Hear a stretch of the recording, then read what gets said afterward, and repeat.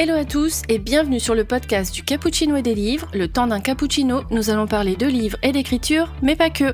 Je suis Jess Angel, j'aime autant lire des histoires qu'en raconter et j'avais envie de partager avec vous tout mon univers. Et quoi de mieux qu'un podcast pour le faire ?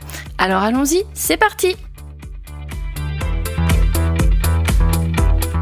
Dans cet épisode spécial, nous allons faire la connaissance de l'autrice Sarah Delisle, qui publie son dernier livre « Fleur de cendre » chez Gulfstream Éditeur. Bonsoir Sarah et bienvenue dans le podcast. Bonsoir et merci de m'accueillir sur ton podcast. Bienvenue, je suis ravie de t'accueillir et on va pouvoir commencer par une petite présentation de la personne que tu es, de l'autrice hybride que tu es, puisque quand j'ai regardé ta bibliographie, nous avons un mélange de romans édités en maison d'édition et édités également en auto-édition, ou en tout cas en tant qu'auteur indépendant. Les romans que tu as déjà publiés sont De rage et de feu, c'est une série en 2 tomes d'une fantaisie post-apo, Le chant des étoiles, qui est une dystopie spatiale. Je ne ferai qu'une bouchée de toi, une romance engagée, qui est éditée uniquement en e-book. Un brin de foin, un brin de toi, qui est une comédie feel-good. Et le petit dernier, comme je disais tout à l'heure, Fleur de cendre, qui est une fantaisie médiévale. Alors, qui se cache donc derrière ces 6 livres de genres très différents, parce qu'on passe quand même de la fantaisie post-apo à la dystopie, à la romance, à la comédie feel-good. Pardon. Tu es réellement une autrice hybride dans tous les sens du terme, en fait. Autant en genre qu'en maison d'édition et en auto-édition. Alors, avec tous ces titres prometteurs, qui es-tu, Sarah ? Peux-tu nous dire un peu qui tu es, te présenter ? Ça marche. Et bien, pour commencer, donc Sarah Delisle, donc j'ai 39 ans, j'ai 2 chats, 2 chevaux et j'habite dans l'ouest de la région parisienne, au milieu de la forêt, enfin pas très loin de la forêt. Je travaille dans l'informatique et en fait j'ai toujours lu beaucoup d'imaginaire surtout. Je suis vraiment plus une lectrice d'imaginaire plutôt que de romance ou de comédie feel good. Et mon autrice préférée, mon autrice indétrônable, c'est Robin Hobb avec l'Assassin Royal. Et même si j'ai plein d'autres auteurs que j'adore et qu'en ce moment je lis surtout de la science-fiction, voilà, donc c'est vraiment l'imaginaire, on va dire, qui me caractérise, même si on va dire que c'était surtout pendant la période des confinements successifs où j'ai fait quelques escapades du côté de la comédie feel good et de la comédie romantique. Ouais, je pense qu'on en avait besoin à ce moment-là, d'avoir un petit peu de joie et de bonheur dans nos vies. C'était déjà bien assez compliqué. Effectivement, ça fait quand même des genres très différents. Même si on voit quand même un genre de prédilection, comme tu dis, autant dans tes lectures que dans ton écriture. Du coup, tes inspirations, donc, c'est Robin Hobb. Est-ce qu'il y a d'autres auteurs qui t'ont marqué depuis toute petite et qui t'ont donné vraiment envie d'écrire tous tes textes ? Alors, depuis toute petite, pas forcément, ou je m'en souviens pas. Après, oui, c'est vraiment Robin Hobb, le Seigneur des Anneaux. Enfin, c'est pas Robin Hobb, mais voilà, c'est Tolkien. J'aimais beaucoup aussi en fantaisie Guy Gabriel Kay pour de la fantaisie historique. Après, j'écris pas du tout dans ce style-là, donc c'est vraiment juste, on va dire, ce qui a fondé ma passion pour l'imaginaire. Et après, au niveau du style, un des livres desquels je me suis inspirée pour l'écriture de Rage et de Feu, et même de Un chant pour les étoiles. C'est Hunger Games, en fait, tout simplement parce que même si c'était très bien écrit, c'était écrit à la première personne du présent, et je me suis dit que c'était pas inaccessible, et donc ça m'a un peu donné, on va dire, la motivation pour écrire. Voilà. D'accord, effectivement. Après, les romans en jeu, moi j'avoue que perso, j'ai un petit peu plus de mal. C'est pas toujours évident. Je sais que pour l'immersion, c'est encore mieux. Mais c'est vrai que jeu, c'est un peu space. Mais bon, ça t'a donné toute l'inspiration nécessaire pour écrire tes textes. Et du coup, t'as commencé à quel âge ? Ton premier vrai texte ou ta première petite histoire à raconter ? Alors, j'ai commencé, je me rappelle que j'écrivais déjà des histoires quand j'étais petite, en primaire. Je me rappelle d'une histoire qu'on avait écrite en groupe à l'école en primaire, où je crois qu'il y avait des mammouths, des cavernes, et ça finissait par en fait, ce n'était qu'un rêve. Voilà. C'est le premier souvenir d'une histoire finie dont je me rappelle. Après, il y a eu les rédactions au collège que j'adorais. Voilà, comme tous ceux qui écrivent, je pense. Je suis un peu trop âgée pour être passée par la case fanfiction, je crois. Et après, j'ai longtemps laissé de côté l'écriture. Enfin, c'est plutôt que je n'arrivais pas à me motiver assez pour écrire. Et je suis revenue plus tard, quand je travaillait. J'ai lu un article sur Anatode, qui écrivait en fait sur son téléphone. Ouais, qui écrivait ça After sur Wattpad, je crois, il me semble. Oui, je crois que c'est ça. Ouais, et en fait, elle écrivait sur son téléphone. Et je me suis dit, pourquoi je ferais pas pareil ? J'ai des trajets en train, ça me prend 2-3 heures par jour. Pourquoi j'en profiterais pas ? Et c'est comme ça que j'ai réussi à finir mes premiers romans, les écrivant sur mon téléphone, grâce à Anatode, même si je ne l'ai jamais lu. D'accord. Effectivement, ça peut donner envie parce que ça donne un média qu'on peut utiliser un peu partout. Et c'est vrai que quand t'as une idée qui te pop en tête, si t'as pas ton carnet ou ton ordinateur, le téléphone aujourd'hui, ça sert vraiment à pouvoir noter toutes les informations qu'on veut. Donc c'est comme ça que tu as commencé à t'y remettre sérieusement en te disant, voilà, je vais utiliser le téléphone, j'ai du temps devant moi, je vais pouvoir l'exploiter. Et du coup, quelle a été ta première pas vraie histoire, mais la première histoire que tu as écrite en entier, avec toute l'intrigue, tous les personnages, tout le travail préparatoire, que tu t'es lancé vraiment pour de bon en disant c'est ça que je veux faire? Et c'est Un chant pour les étoiles. C'est le premier que j'ai vraiment terminé, où je suis allée jusqu'au bout. Même si c'était pas le premier qui a été publié, qui a été édité en tout cas. Je l'avais publié sur des sites sur Internet pour essayer d'avoir des avis. Ça n'avait pas trop marché.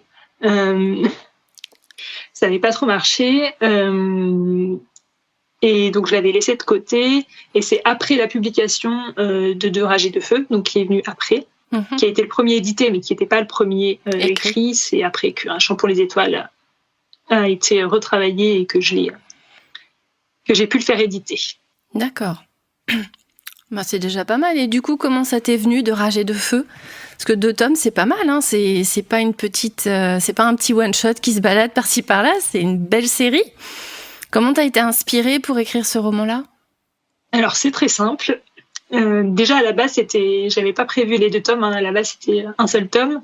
En fait, je faisais une balade à cheval sur ma petite jument très explosive, et mon compagnon de balade qui faisait des balades avec moi l'a qualifié de cheval dragon.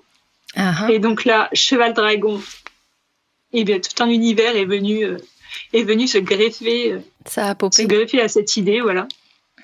Donc et en même temps, je lisais Téméraire de Naomi Novik, où il y a des dragons qui sont connectés à leur cavalier.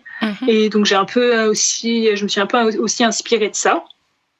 Et c'est comme ça que petit à petit est né de Rage et de Feu. Donc c'était vraiment complètement en jardinière. D'accord, donc C'est-à-dire que j'ai eu l'idée, j'ai écrit le premier chapitre et tout est venu comme ça derrière. Ouais, voilà. T'as suivi l'inspiration, le moment, le personnage qui s'est mué tout seul avec son histoire de cheval dragon et qui t'a poussé à écrire son histoire ? Du coup, c'est ça, t'es plutôt jardinière, architecte ou jarditecte ou archinier, un petit mélange des Jardinecte. Jarditecte. Au départ, j'étais complètement jardinière. Mes 2 premiers romans, vraiment, c'était vraiment, je partais voilà. J'écrivais un premier chapitre sur une idée de base, et puis la suite, ça venait après. Puis après, je recollais tout ensemble et je réassemblais le puzzle pour que ça fasse quelque chose, on va dire, de cohérent à la fin. Donc ça, c'était au départ, j'étais vraiment jardinière. Par la suite, j'ai essayé un peu de structurer parce que, derrière, après, quand on écrit tout en jardinière, il y a un gros travail de restructuration qui est un petit peu compliqué. Donc pour les suivants, je me suis dit, je vais essayer d'être plus cadrée. J'ai essayé de faire des plans. Alors les plans détaillés, j'y arrive pas. Donc j'essaie de faire au moins les grandes étapes.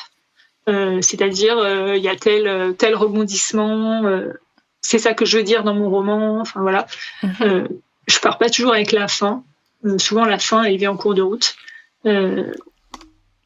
Et après souvent ça change, les étapes changent en cours de route. Et j'ai plein d'idées qui pop au moment de l'écriture.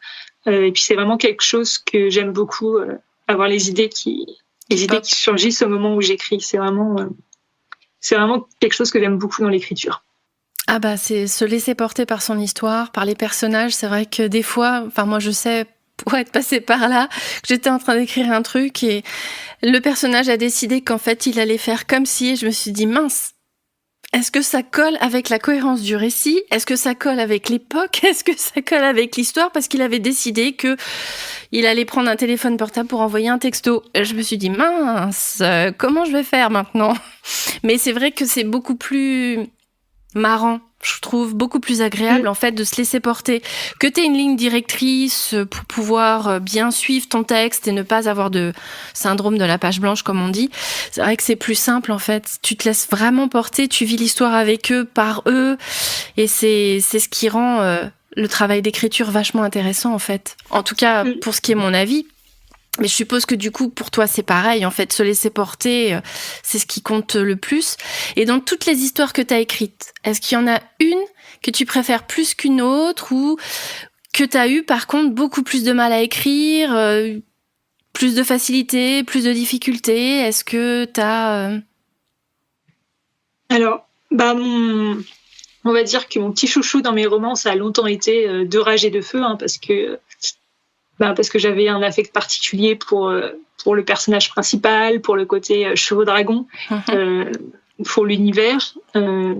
Puis surtout c'est mon premier roman qui a été édité, donc il a une place particulière pour ça aussi. J'imagine. Mais là j'avoue que depuis la sortie, depuis même la publication de Fleurs de cendre.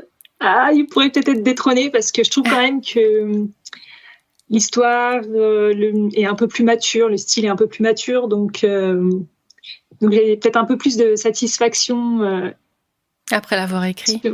Sur le travail accompli sur Fleurs de cendre. Donc, je pense c'est peut-être bien lui mon chouchou maintenant. On devient autrice en fait en écrivant. Plus on écrit d'histoires, plus on s'imprègne des techniques d'écriture, etc., plus nos récits s'améliorent forcément et obligatoirement parce qu'on a des trucs qu'on a fait avant qui n'ont peut-être pas très très bien marché, du coup on s'y prend autrement pour écrire. Et je pense que l'expérience en fait de nous l'auteur qu'on est aujourd'hui. Et ça semble tout à fait possible effectivement que tu puisses détrôner ton premier roman par le dernier que tu as sorti, parce que vu le succès que tu as eu avec, je me dis qu'effectivement... Alors le succès pas encore, il n'est pas encore sorti, mais... déjà pour on va dire l'après-rentrée. Oui. Ça a plutôt bien fonctionné. Plutôt, ouais. Je suis assez contente là-dessus. C'est cool. Mais cela étant, De rage et de feu, il aura toujours une place dans mon cœur. Oui, c'est ton premier bébé. Le premier qui a pu être publié. Et du coup, tu l'as publié...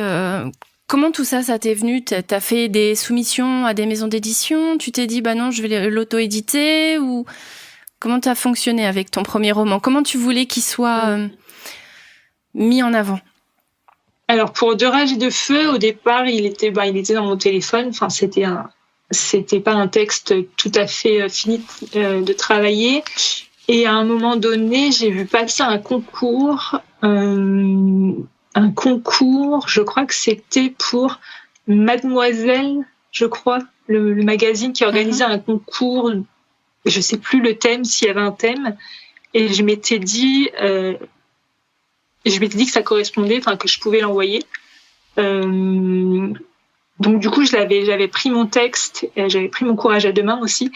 Oui. J'avais fini le texte, enfin j'avais fini de le travailler et je l'avais envoyé. Je crois il fallait mettre le texte sur une plateforme d'écriture. Non, une plateforme de publication. Je crois que c'était Bookelys. Donc j'avais mis le texte sur Bookelys pour participer à ce concours, si mes souvenirs sont bons. Il n'avait pas gagné. Il n'était même pas en finale d'ailleurs, je crois. Enfin, j'en suis même sûre. Il s'appelait pas encore Deux rages et de feu. Et donc suite à ça, j'avais un texte qui était fini, que je considérais à l'époque comme fini. Voilà, même si en réalité il n'était pas. Enfin, il avait encore besoin de travail, et donc je l'avais envoyé. J'avais cherché sur internet des petites maisons d'édition. Alors comme j'avais pas du tout l'espoir d'être prise par une grosse maison d'édition, j'avais cherché des petites maisons d'édition où je pensais que ça pourrait passer. Donc je l'ai envoyé à Nanashi et à 2 autres petites maisons d'édition, et Nanashi m'a répondu très vite pour me proposer un contrat. Enfin très vite, je me rappelle plus, mais c'était assez rapide quand même. Et voilà, donc j'étais très contente et j'ai accepté ce contrat. D'accord. Et tu as toujours en fait rêvé de voir ton livre dans les librairies ou dans les rayons d'une bibliothèque, et tu t'es décidée comme ça pour te lancer juste par le concours, ou tu avais vraiment une envie au fond de toi de partager ton texte ? Plus que le voir en librairie, au départ, c'était vraiment avoir l'objet livre. L'objet livre chez moi, écrit par moi, avec une couverture, un livre que j'ai écrit. Donc quand j'ai reçu mes premiers exemplaires d'autrice, c'était émouvant. C'était émouvant, ouais. J'imagine. Après, c'est vrai que quand on a envie de publier un texte et qu'on a la chance de pouvoir être accepté en maison d'édition, de voir après tout le travail qui est fait par les éditeurs pour le travail éditorial, et puis après la couverture, le 4e de couverture et la publication, c'est vrai que ça doit faire quelque chose quand même, de se dire que tout ce qu'on a voulu raconter comme histoire va pouvoir être partagé avec d'autres personnes, en plus de faire beau dans notre bibliothèque, bien sûr. Mais c'est vrai que j'imagine très bien ta joie de pouvoir être publié. Et du coup, c'est le premier récit, le premier que tu as publié, et c'est seulement après, quand tu as vu le succès qu'a eu Deux rages et de feu, que tu t'es dit que tu allais proposer Le Chant des étoiles ? Alors, je ne sais pas si on peut parler de succès pour Deux rages et de feu, c'est resté quand même très confidentiel. J'en ai vendu surtout soit en salon, soit en numérique. Donc c'est pas par rapport à des grandes maisons d'édition, ça reste quand même des tout petits chiffres. Mais au niveau, à mon niveau, c'était très bien. Ça me convenait très bien. Et non, après c'est juste que j'avais pas forcément de texte, de nouveaux textes que j'arrivais à finir. Donc comme j'avais ce premier texte qui traînait sur mon disque dur, je me suis dit pourquoi pas le retravailler pour essayer de l'envoyer à des maisons d'édition. Et j'ai aussi reçu une réponse positive. Alors c'était pas Nanashi, il a d'abord été édité dans une autre petite maison d'édition qui depuis a fermé. D'accord. Et c'est qu'ensuite que Nanashi l'a réédité. Ok. Au moins, c'est super positif, parce que tu as dû faire un travail éditorial avec la maison d'édition qui a dû pouvoir te donner des pistes, des jalons pour pouvoir retravailler ton nouveau texte et pour pouvoir être sûr que ce serait une belle histoire à raconter et à partager. Ou le travail éditorial a été compliqué ou... Alors dans cette première maison d'édition, le seul travail qui a été fait malheureusement, c'était un travail avec Antidote. D'accord. Il avait quand même j'ai dû avoir une piste de changement. Voilà, c'était quand même un travail léger. Voilà, léger, on va dire. D'accord. Ça a dû te décevoir un petit peu, non, de pas avoir oui, autant voilà. de retours que l'autre. Exact. En fait, c'est surtout que, pour moi, ça fait partie du travail d'une maison d'édition, quand même, le travail éditorial. Mm-hmm. Donc, c'est vrai que c'est après ce qui m'a poussée à m'orienter vers d'autres maisons d'édition, justement dans ce souci pour avoir un vrai travail éditorial derrière. Parce que et par contre, quand tu as reçu tes premiers retours édito, ça n'a pas été trop dur à gérer? Tu t'es pas dit, oh mon Dieu, j'ai 300 critiques, 300 commentaires, il va falloir que je retravaille tout ça? Ou ça s'est fait plutôt sereinement, en confiance? Alors, ça dépend sur quel texte. Enfin, sur Un chant pour les étoiles, pour le coup, c'était Oui, c'était un peu léger. C'était pas vraiment sur le contenu lui-même, donc il y avait rien de spécial, on va dire, à en dire. Voilà. Non, les premiers retours que j'ai eus, les premiers vrais retours que j'ai eus, en fait, c'était sur des nouvelles que j'avais écrites, et où là, il y avait un vrai travail éditorial sur des nouvelles publiées dans des anthologies ou des revues. Mm-hmm. Et en fait, j'ai trouvé ça hyper intéressant. Alors oui, au début, on se dit « Ah, mais je suis bête, comment j'ai pas vu cette incohérence, comment j'ai pas pensé à ça ?» Voilà. Mm-hmm. Et j'ai mal écrit telle chose, mais au final, je trouve ça hyper intéressant et hyper formateur, le travail édito. Donc, même si ça peut faire peur quand on ouvre le fichier au début, oui. Je te même si ça peut faire peur. Ça peut faire peur. Ça, sur les gros romans comme Fleur de cendre, ça demande aussi beaucoup d'investissement pour tout prendre en compte. Mm-hmm. C'est pas forcément facile, mais c'est intéressant, c'est formateur, et puis c'est pour tirer le meilleur du texte. Donc au final, c'est vraiment quelque chose que j'apprécie et que je recherche, quoi. Ouais, voilà. Ah, je comprends, j'imagine bien. Et donc, les premières ventes que tu as fait, les premiers retours de tes lecteurs, comment ça s'est passé, ça? Alors, les premières ventes, au départ, il s'est surtout vendu, je crois, je parle de Deux ragés de feu, qui est mon premier, du coup, mon premier publié. Les premières ventes, je crois, c'était en numérique, sur Amazon notamment. Je crois qu'il a pas trop mal démarré comme ça, sous forme d'e-book. Et donc, c'est là que j'ai eu les premiers retours, les premiers commentaires. Donc, je m'y attendais pas forcément, mais au début, quelques super commentaires et un commentaire aussi très négatif qui est venu bientôt après. Donc là, qui a fait un petit peu mal. J'imagine. Qui tapait un peu sur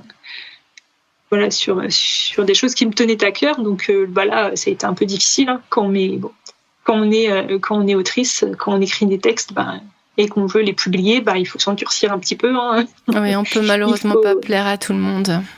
Voilà, on peut pas plaire à tout le monde, et puis voilà, faut accepter la critique, les commentaires négatifs, ça vient avec la publication. Oui, faut gérer l'expérience et prendre le bon côté des choses. Après, toutes les critiques ne sont pas bonnes à dire, mais certaines critiques sont bonnes à entendre. Ça peut nous aider à avancer et à mieux écrire, du coup. Tout à fait, ouais. Tout à fait. Et quel est ton plus beau souvenir de ce métier? Depuis que tu as commencé, la plus belle chose que tu as vécue grâce à ça? La plus belle chose que j'ai vécue, mon plus beau souvenir, je pense que c'est les Imaginales, les premières Imaginales auxquelles j'ai participé avec Nanashi. Déjà parce que la façon dont ça s'est produit au départ, j'étais pas prévue sur le stand, mais en fait, parce que l'éditeur n'avait pas pensé à moi, forcément. Il ne pensait pas que je souhaitais me déplacer. Et donc, du coup, j'ai une amie qui m'a poussée à rappeler l'éditeur pour lui en parler. Il m'a dit pas de problème, je te rajoute. Et comme je rêvais de faire ce salon depuis longtemps, j'étais bien sûr très heureuse. Et après, c'était 4 jours vraiment extraordinaires. Il y avait une super ambiance. J'ai pu voir plein d'auteurs. Il y avait vraiment, c'était vraiment un super festival pendant 4 jours dans une très belle région. Voilà. Et en plus, avec ma copine de salon, Caroline Binot, avec qui j'ai pris l'habitude de faire presque tous mes salons et dédicaces. Donc c'est vraiment. Et c'était ton premier salon ou t'en avais déjà fait d'autres avant? J'avais fait un petit salon, un tout petit salon local, qui s'était très bien passé, mais voilà, c'est tout petit, hein, c'est tout petit et c'était pas axé imaginaire, donc forcément c'est pas tout à fait le même public. Oui, voilà, le même public, mais c'était très sympathique quand même, hein, et puis ça m'a permis de faire aussi connaissance avec deux autrices de Nanashi, donc ça reste quand même une bonne expérience. Mais voilà, vraiment, le premier gros salon, c'était les Imaginales. Ça a dû être impressionnant. Et c'était chouette. Pour une jeune autrice, ça devait être vraiment génialissime. J'imagine très bien. Ouais, complètement, là, complètement. J'ai mes camarades de ma promo là, qui sont en train de s'organiser un petit week-end aux Imaginales pour pouvoir se rencontrer et voir un peu comment ça marche. Il y en a même, je crois, qui se sont inscrits au speed dating avec les éditeurs. Oui. Pour pouvoir proposer leur roman. Donc je croise les doigts très très fort pour eux que ça puisse fonctionner, parce que j'imagine très bien pour un jeune auteur de vivre cette expérience-là, ça doit vraiment être un truc, hein, quelque chose de bien, quoi. Ouais, je confirme. Et maintenant, si on parlait de tes habitudes d'autrice, est-ce que tu as besoin d'un cadre, d'un rituel? Comment tu arrives à organiser ton temps? Comment ça devient? Est-ce que tu te dis à telle heure je travaille, ou comme tout à l'heure tu me disais, ça tombe sur mon téléphone, j'ai une idée et pof, je l'écris directement? Alors déjà, moi je fonctionne beaucoup par période. Il y a des périodes où j'écris beaucoup plus qu'à d'autres. J'utilise beaucoup les appels à texte pour me motiver, pour me donner des deadlines en fait. Sinon, j'ai beaucoup de mal à me désolidariser de mon canapé pour aller me poser devant mon PC et écrire. Voilà, donc je travaille toute la journée, donc le soir des fois c'est un petit peu difficile. Oui, en plus souvent je vais m'occuper de mon cheval le soir, donc après quand je reviens, faut trouver la motivation pour se remettre devant le PC. Quand vraiment c'est trop dur et que j'ai quand même des idées, j'utilise le téléphone en restant collé à mon canapé. C'est pas mal aussi, hein. Voilà, des fois ça peut permettre de se dire quand même, j'ai quand même écrit, même si en vrai on a juste mis quelques mots sur le téléphone. C'est toujours ça. Mais oui, voilà. Et en vrai, petit bout par petit bout comme ça, on peut arriver à faire des chapitres, et les chapitres deviennent des livres au bout d'un moment. Bah oui. Voilà. Et dans les périodes où je suis vraiment motivée, j'arrive le soir à me mettre devant mon PC, mais j'ai pas de rituel particulier.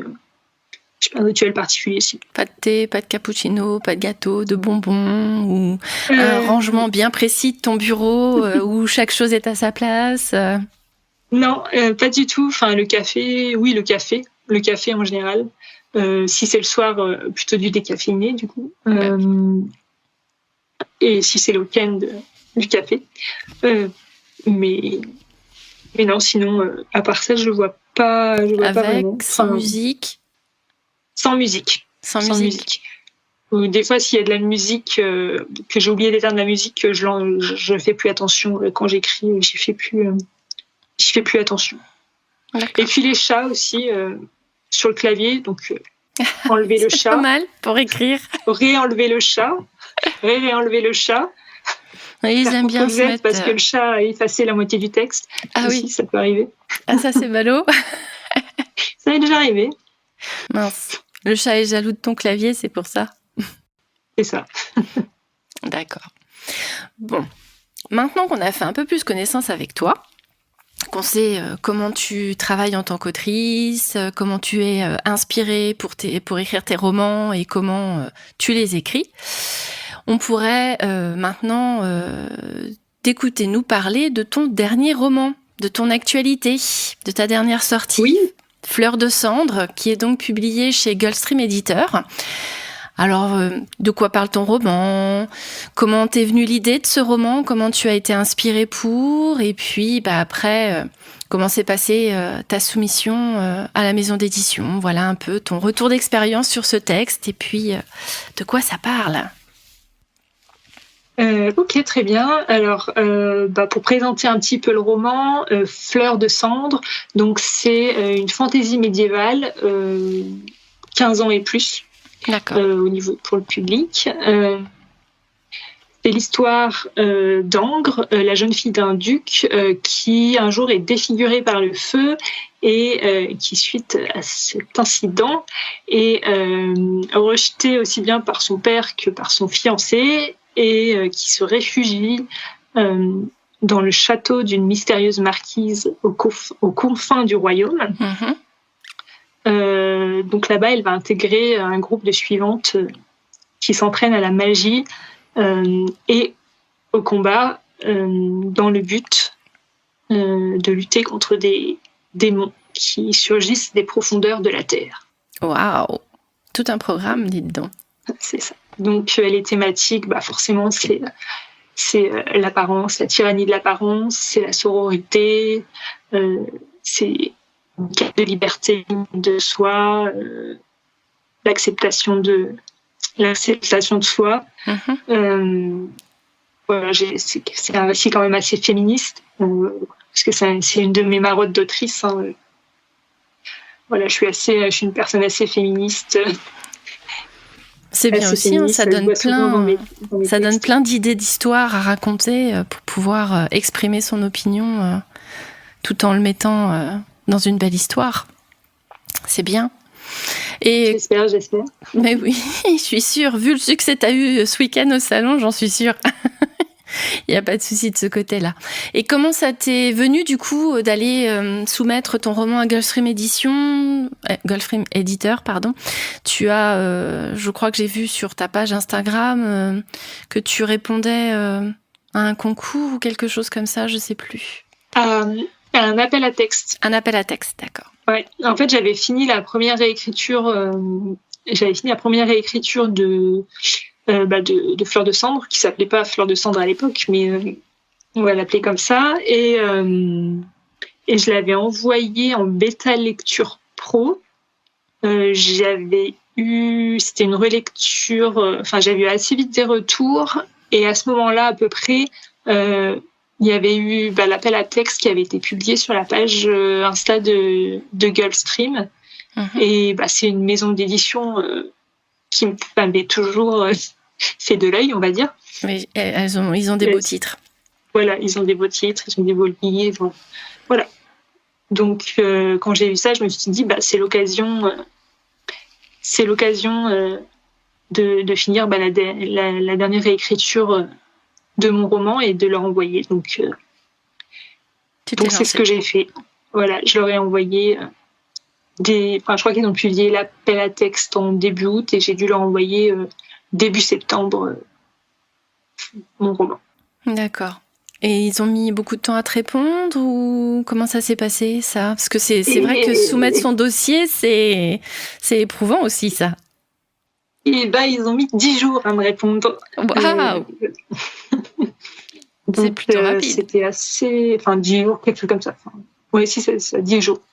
Oui, c'était assez surprenant. T'étais déjà passé en comité de lecture ou c'était pour te dire que les premières pages avaient bien plu et que t'allais passer en comité de lecture après ou...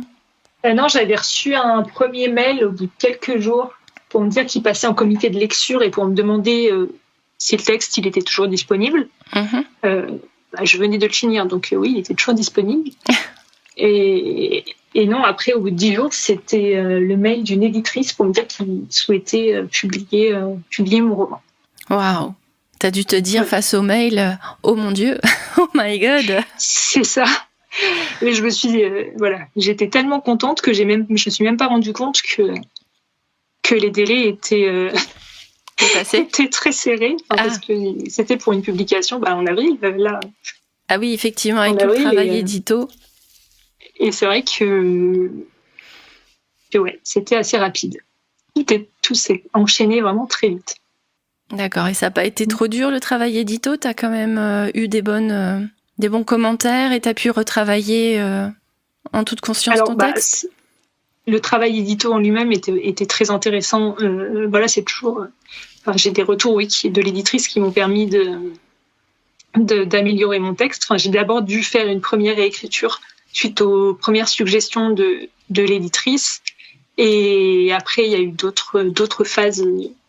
Suite à la correction, il y a eu d'autres phases, d'autres allers-retours sur le texte. Alors, c'était très intéressant. Par contre, c'était très intense. Le délai était très serré. Et j'avais mon travail en même temps, mon travail de la journée en même temps. Et c'était vraiment, vraiment très intense. J'ai été sur les rotules. Quand le roman a été envoyé pour l'impression, j'ai plus écrire pendant des semaines. Tellement ça m'avait pompé ton énergie. Épuisée. J'imagine. Mais après, c'est vrai que quand tu as dû avoir ton livre dans les mains, tu as dû avoir une joie intense qui s'est exprimée en disant que tout ce travail-là que tu avais fourni, c'était pour ce résultat-là et qu'il était vachement chouette, ce résultat.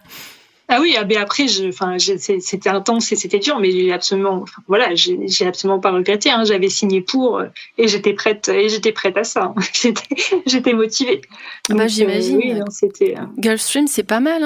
En plus, ce week-end, tu as participé au Salon du Livre de Paris, qui avait lieu entre le...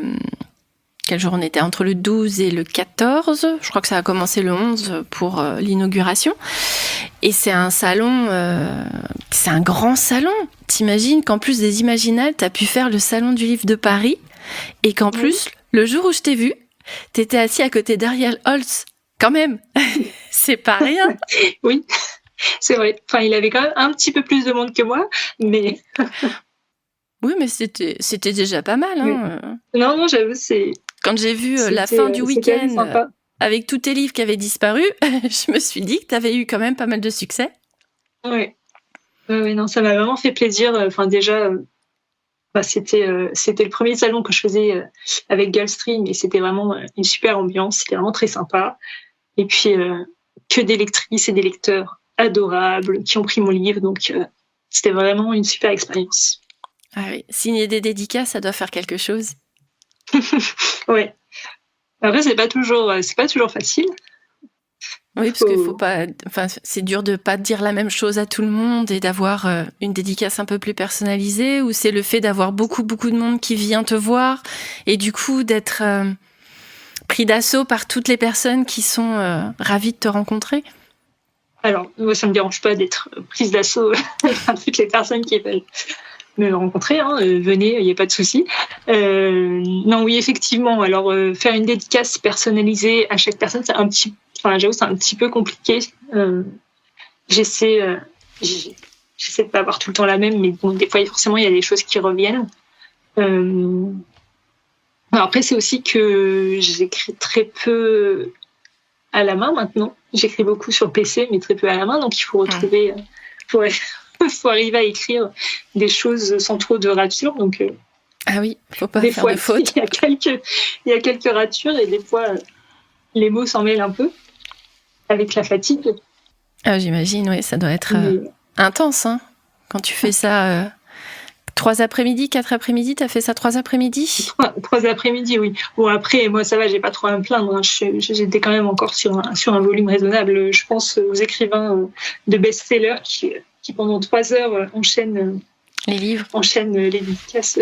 Ça doit être intense. Ça doit être intense, ouais. Et ta plus belle rencontre sur un salon? T'as un bon souvenir comme ça, une rencontre formidable? Tu t'es dit, je le vis, je suis en train de le vivre là maintenant tout de suite? Sur un salon, J'ai envie de dire Robin Hood. Ah. Je vais pas être très originale, mais en fait, c'était justement pendant ces premières imaginales que j'ai faites. J'avais fait en tant que visiteuse Livre Paris quelques semaines avant, et j'avais fait 2 heures de queue pour aller voir Robin Hood. J'étais très contente, j'avais ma dédicace. Et quand j'étais aux imaginales, à un moment donné, je passe dans la bulle du livre, et là, qui je vois? Robin Hood, avec presque personne derrière son stand. Enfin, devant son stand. Et donc, je me suis précipitée pour aller acheter un livre que je n'avais pas et pour aller lui faire dédicacer. Et elle me l'a dédicacé à son 2e nom de plume, Megan Lindholm. Donc, j'ai 2 dédicaces différentes. Ah, c'est cool ça. Ça va être collector. Ouais, ça fait un peu fangirl dit comme ça, mais je crois qu'il n'y a que avec elle que je fangirl comme ça. On a le droit d'être des fangirls aussi. Faut profiter. Ce genre d'événement, c'est tellement ponctuel que si on le vit pas à fond au moment où on le vit, ça sert à rien de refaire en fait. Moi, je sais que j'adore aller à des salons, rencontrer des auteurs. Je trouve ça vraiment formidable. Moi, je me dis un jour, j'aimerais bien moi être derrière. Mais ça viendra. Je l'espère. On verra bien. On n'y est pas encore, mais bon, on verra.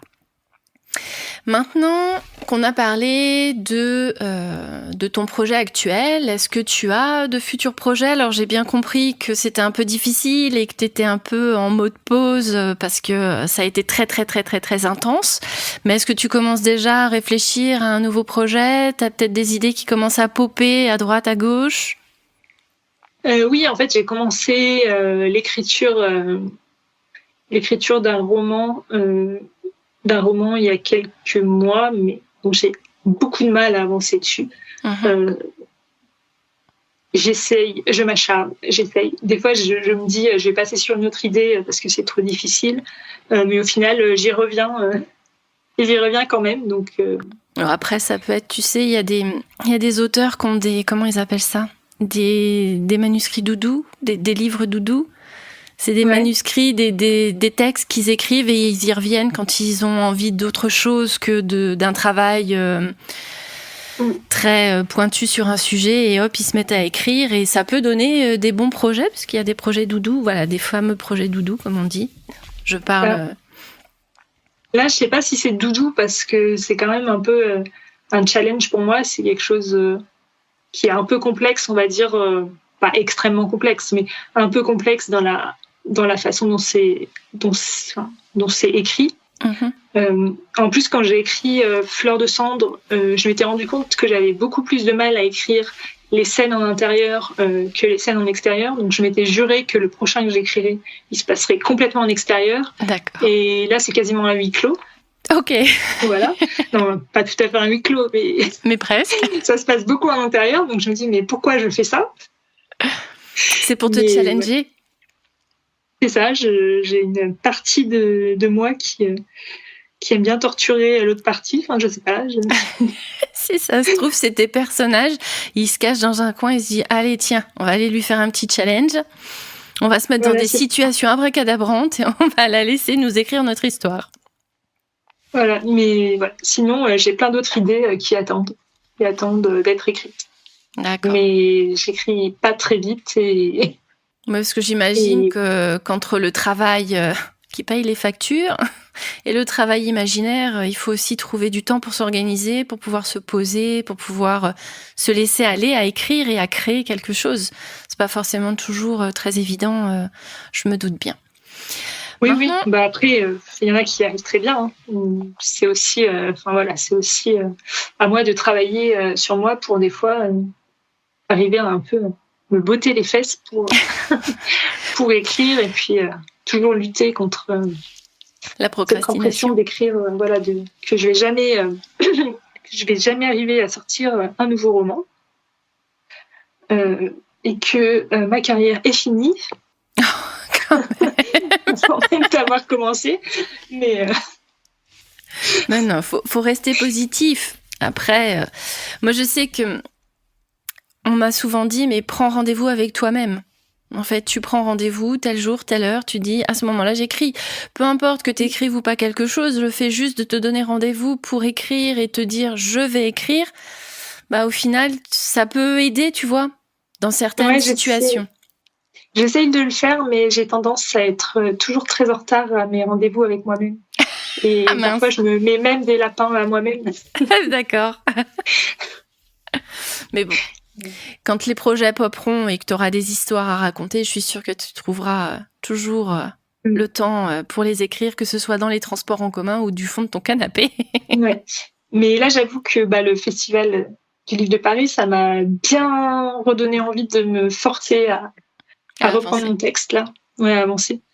J'ai une nouvelle dose de motivation, donc j'espère que je vais arriver à avancer là-dessus. Mais oui, il n'y a aucun souci. Bon, alors maintenant qu'on a parlé de l'écriture, est-ce que tu pourrais nous conseiller des livres, nous partager tes meilleures lectures, des histoires qui t'ont tellement plu que tu as envie de les partager avec nous? J'ai le droit de parler encore de Robin Hood? Oui, pas de problème. On parle des auteurs qu'on aime. Ça va pas faire très original si je dis l'Assassin Royal, mais bon, voilà. L'Assassin Royal, lisez-le, si vous l'avez pas lu. Sinon, qu'est-ce que j'ai lu récemment? En ce moment, je lis pas mal de science-fiction, parce que j'aime beaucoup Becky Chambers, par exemple, qui est une écrivaine qui est pas mal à la mode en science-fiction, qui écrit de la science-fiction positive. Fin d'année dernière, je sais plus quand, j'ai lu la trilogie du Problème à 3 corps. Aussi. Je suis en train de regarder. Enfin, j'ai fini la série ce week-end. J'avoue que c'est un peu spécifique, un peu spécial, mais c'est vrai que c'est intéressant. Ça. Les livres, moi, ils m'ont retourné le cerveau. Vraiment, j'ai adoré les 3 livres. Je les ai bouffés, surtout les 2 derniers. Et après, j'ai eu limite une panne de lecture. J'avais besoin de retrouver quelque chose d'aussi intense. Oui, voilà, c'est ça. Et je lisais beaucoup de science-fiction. Mais après, sinon, il y a plein d'autres livres que j'ai beaucoup aimés. La liste est tellement longue que c'est dur d'en choisir. C'est ça. J'imagine très bien. Bon, écoute, on a fait un petit peu le tour de tes projets, de la façon dont tu es arrivée à l'écriture, de tes romans, de tes goûts littéraires. Maintenant, si on a envie de te retrouver sur les réseaux sociaux, où est-ce qu'on peut te retrouver ? Et surtout sur Instagram. J'ai une page Facebook, après j'avoue que j'y suis un petit peu moins. Voilà, c'est à peu près tout. Je suis pas toujours très régulière sur les réseaux sociaux, mais par contre on peut me contacter par ce biais-là. Je vous réponds toujours avec plaisir. D'accord. Donc, si vous cherchez à en savoir un petit peu plus, il faut aller sur Sarah Delisle. Je vous mettrai l'orthographe exacte pour que vous puissiez la retrouver plus facilement sur la description de l'épisode. Donc, n'hésitez surtout pas à vous y rendre. Et bien voilà. Ce nouvel épisode de podcast est fini. J'espère que vous avez pris autant de plaisir que moi à faire connaissance avec Sarah et sa plume. Maintenant, merci Sarah de t'être prêtée au jeu de l'interview parce que je sais que c'est vraiment pas évident. Pour la preuve. Merci à toi. Merci à toi de m'avoir proposé cet exercice-là. C'était très intéressant et très sympa. Eh ben moi aussi, j'ai vraiment beaucoup apprécié. Donc ton livre, comme tu t'en doutes, a rejoint ma palle mystère. J'attends que le hasard choisisse ton livre pour ma prochaine lecture. Là, je suis en train de finir un livre, donc peut-être ce soir, le hasard décidera que ce sera le tien. Ou peut-être ce sera dans plusieurs semaines, mais dans tous les cas, je partagerai mon avis sur un des prochains podcasts quand ce sera l'heure pour lui d'être lu. Je vous remercie tous d'être restés jusqu'à la fin. Si ça vous a plu, n'hésitez pas à vous abonner pour avoir le prochain épisode dès sa sortie, à liker et à partager. Et comme je vous le disais plus haut, si vous souhaitez retrouver Sarah sur sa page Instagram, n'hésitez surtout pas à y aller. Et si vous souhaitez me retrouver, n'hésitez surtout pas à aller non plus sur ma page Instagram. Et voilà, merci pour votre écoute et à très vite pour la suite.